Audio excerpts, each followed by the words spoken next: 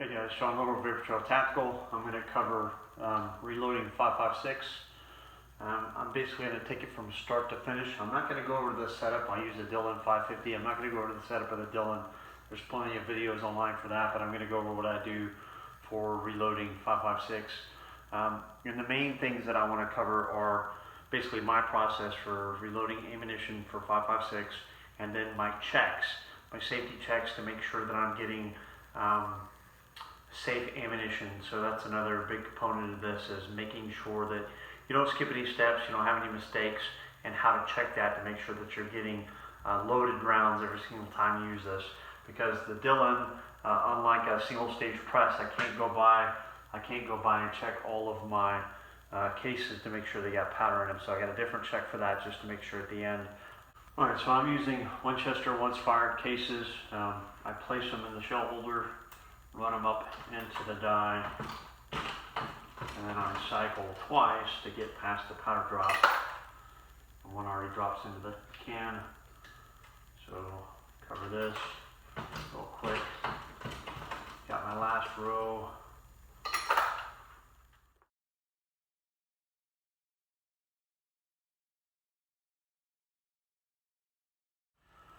All right, so I use pistol trays. I use just standard pistol trays to load my 5.56 in 50 round increments. I spray them down with Hornady one shot case lube, get them nice and wet. Run them through the die, and then I use half of the tray so I can fit 75 of these into my Harbor Freight stainless steel media tumbler. So I'm going to do that next, is put all 75 of these into one.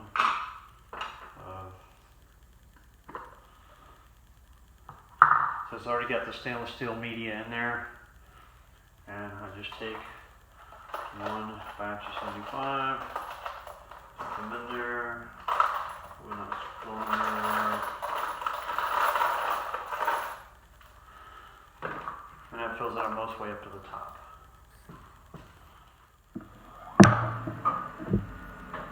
Fill this up with some water. Don't dump it everywhere. I use Dawn dish detergent. All I do is about 4 seconds of putting some of this in here, a little bit more, and then I put the lid on. Now the thing with the Harbor Freight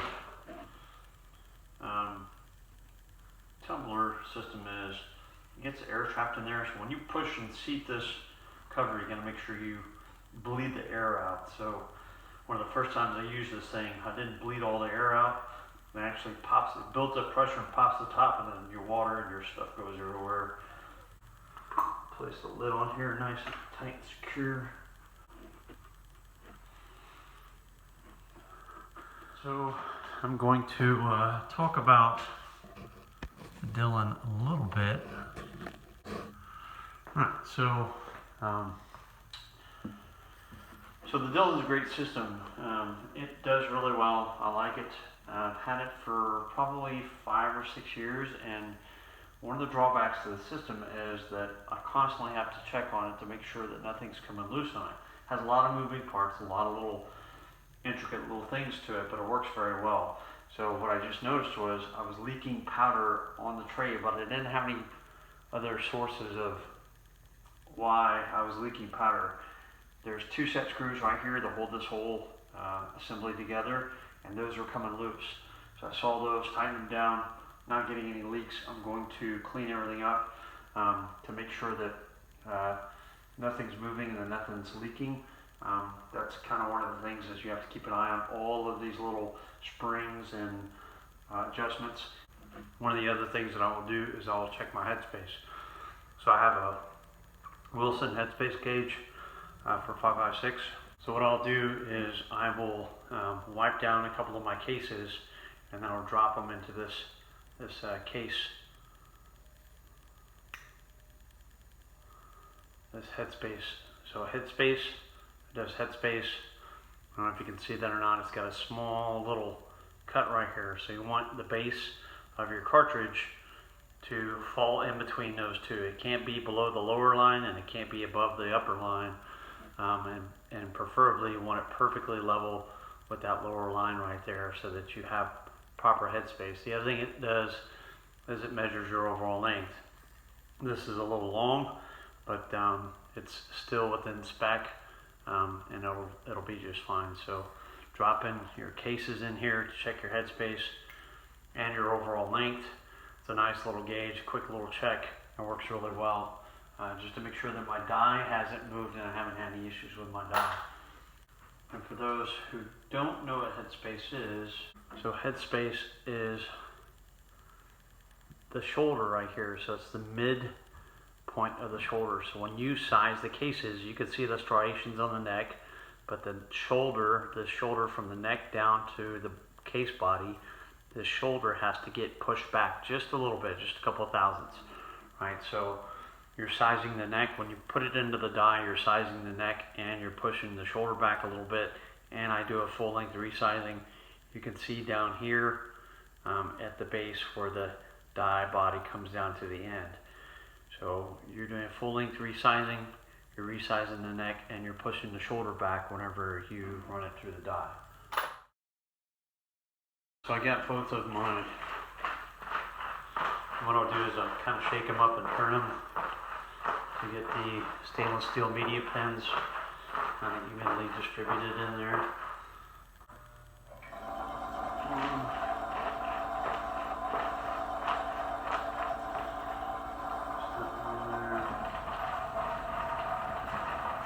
This one up.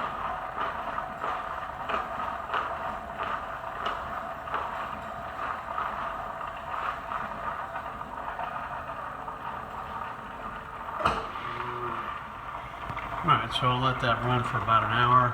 And this is the Harbor Freight Gold Drum Rotary Rock Tumbler. You can buy stainless steel media from the Stainless Steel Media Incorporated, my little £1.5 bags. I bought 2 of these. I can run about 300 rounds every time I do loading, as I can run about 300 rounds of sizing, cleaning, and then drying and loading 300 rounds at a time. Alright, so this is the stainless steel media tumbler that I use, and that is the media. And as you can tell, the little tiny pins are very small. So one of the other checks that I do, now that I've cleaned my is that I will go and check and inspect all these cases to make sure there's no pins in them. So I do them from the case mouth to make sure there's not full of pins, and then I flip them over and I make sure that the primer holes are not obscured either. The firing pin side is a lot easier because you can see them, so I don't really need a light to be able to check these, but I still go and I visually check each firing pin hole to make sure it's clear and none of those small stainless steel pins are stuck in there. Because if it's small enough and stuck enough to be in the firing pin hole, then when you go to seat a primer, you're going to detonate a primer. And then your primer system, depending on what you have, I have a hand primer, is it'll detonate all the other primers, which is pretty significant. So that's one of my checks that I do, is I check the case mouths and I check the primer holes to make sure they're all free and clear of that stainless steel media. Right, so you can see these cases are pretty clean. They look pretty good. So clean cases, the thing I like about the stainless steel media is it cleans on the inside and on the outside. So the inside is very clean looking too, and then the outside. And then also the primer pockets get fairly clean too. So I really like the stainless steel media because it works really well and it's fast, has less of a mess, and works really well. And all I use is Dawn dish detergent. I don't use any of the other stuff that people recommend. I just do Dawn. Super easy, fast, and they come out really nice and clean. Right, so now that I've got my cases clean, I'm going to let them sit overnight, and dry out. I use a hair dryer, so I go through with a hair dryer. They start on this side where their primers are up.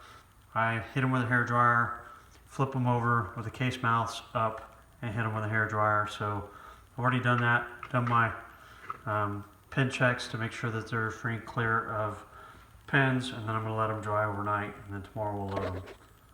Sure. The next step is to trim and chamfer the case mouth. So the case mouth gets chamfered, and then I also, because this is military brass, you can see that small line around the primer pocket. That chamfer has to come out also. So the next step will be to get rid of that chamfer. I use a VLD chamfer tool to get rid of that. So pretty simple, pretty easy, goes fairly quick. I use a VLD chamfer tool on my DeWalt drill. I just do this by hand.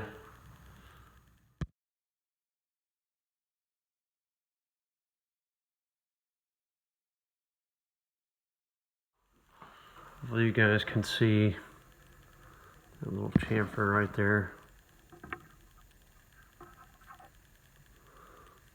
See that chamfer? And then the primer, how the primer pocket now is chamfered around. I've taken out the crimp, put a little chamfer in the case mouth so that the bullet seats a little easier. I've got my cases all prepped.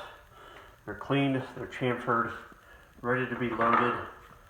I've got so I use the Sierra Match King 77 grain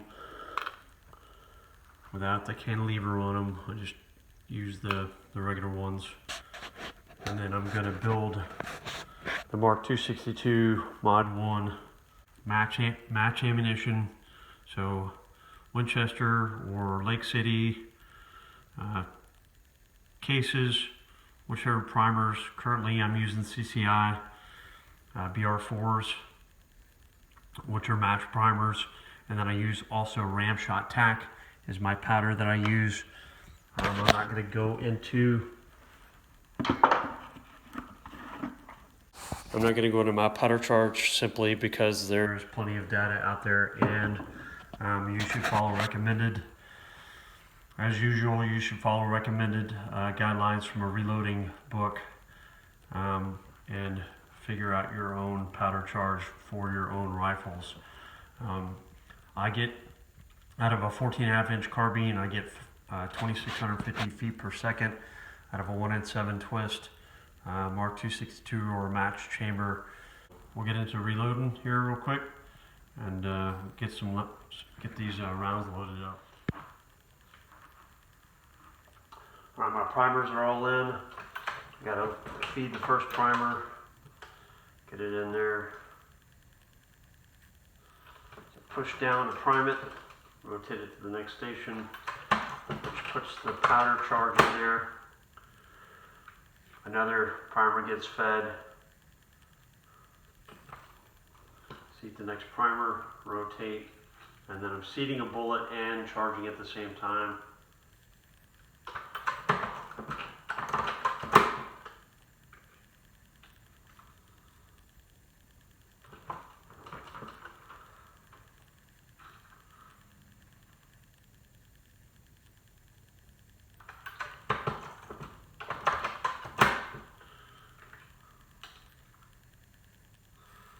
I'll do my first 5.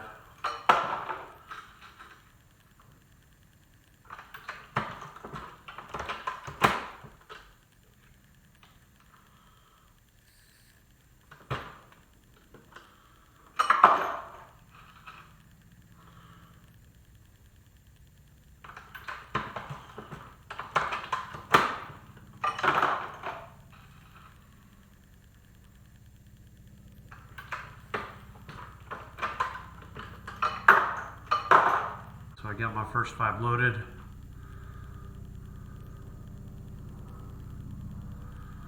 And I'll talk about my next check. Alright, so one of my final checks is my fully loaded cartridge. Is that I want to put it on the scale. And it should fall between 196.5 to 198. I'm just double checking. So what this tells me is that I have enough powder in the case. So I don't get a chance to stop with a Dillon, and I want to ensure that it's got powder in there. So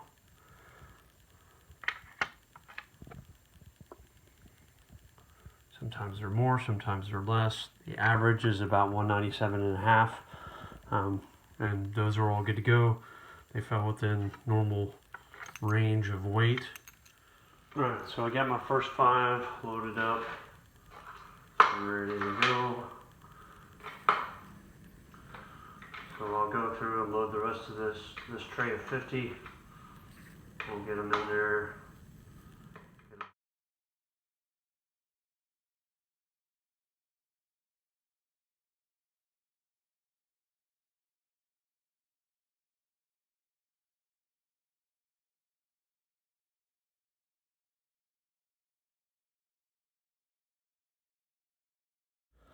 So you can do like I'm doing and just spot check. I'm pretty confident that everything is being consistent. And the main thing I'm checking for is to make sure it has a full powder charge. If it falls within the particular range, then I know that everything is good to go. So, alright, so that is 77 grain match ammunition that I've loaded on a Dillon 550 using Sierra 77 Match Kings, Lake City brass, and ram shot tack.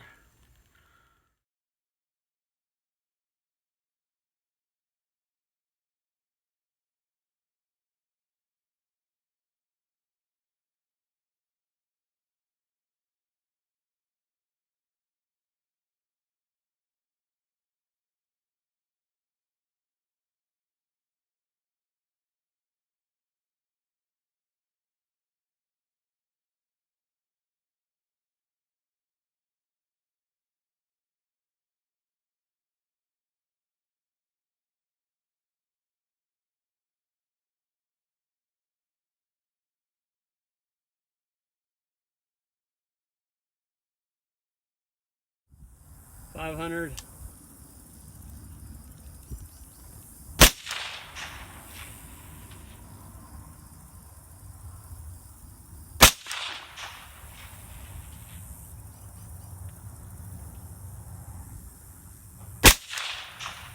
That's a hit. Hit.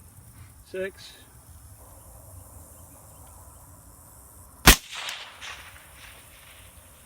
Hit. 7.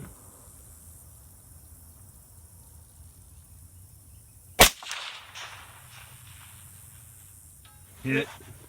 8.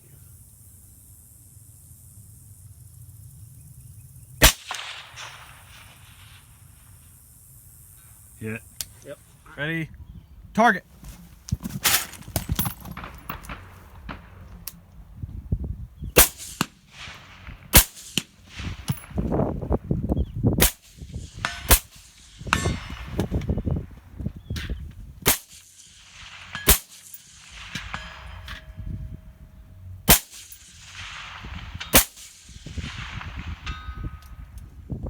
Any questions or comments, you can email me at sean@vttactical.com. Look us up on Instagram and Facebook, and go to my website at vttactical.com. Until next time, keep a point of aim, point of impact. Alright, so that's 50 rounds of 77 grain match that I've loaded. Obviously, the loading portion of it, so the case preparation is the longest portion of it. And to load 50 rounds only takes me about 10 to 12 minutes on the Dillon. So the loading portion is really super fast and easy. It's the case preparation that takes the longest, and waiting for the cases to dry, chamfering them, and taking out that primer crimp. Obviously, if you have brand new, already prepped and clean brass, this process goes a lot faster, because all you simply have to do is check your cases to make sure the case mouths aren't dented, and prime them and charge them and put the bullets in them. So, if you have used brass, you got to do the case preparation and get everything clean before you can load everything. So it takes a little bit more time.